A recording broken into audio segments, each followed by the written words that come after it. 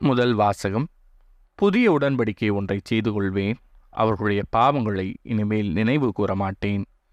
இறைவாக்கினர் எரேமியா நூலிலிருந்து வாசகம். அதிகாரம் 31, இறைவசனங்கள் 31 முதல் 34 முடிய.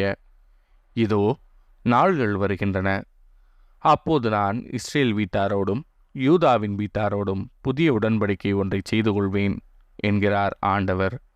அவர்களுடைய மூதாதையரை எகிப்து நாட்டினின்று விடுவிப்பதற்காக அவர்களை நான் கைப்பிடித்து நடத்தி வந்தபோது அவர்களோடு செய்து கொண்ட உடன்படிக்கையை போன்று இது இராது. நான் அவர்களின் தலைவராய் இருந்தும் என் உடன்படிக்கையை அவர்கள் மீறிவிட்டார்கள் என்கிறார் ஆண்டவர். அந்நாள்களுக்கு பிறகு இஸ்ரேல் வீட்டாரோடு நான் செய்ய இருக்கும் உடன்படிக்கை இதுவே.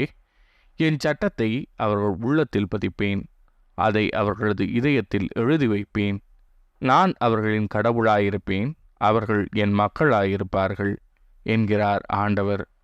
இனிமேல் எவரும் ஆண்டவரை அறிந்து கொள்ளும் என தமக்கு அடுத்திருப்பவருக்கோ சகோதரருக்கோ கற்றுத்தரமாட்டார். ஏனெனில் அவர்கள் பெரியோர் முதல் சிறியோர் வரை அனைவரும் என்னை அறிந்து கொள்வர் என்கிறார் ஆண்டவர். அவர்களது தீச்செயலை நான் மன்னித்து விடுவேன், அவர்களுடைய பாவங்களை இனிமேல் நினைவு கூற மாட்டேன். இது ஆண்டவரின் அருள்வாக்கு. இறைவா, உமக்கு நன்றி.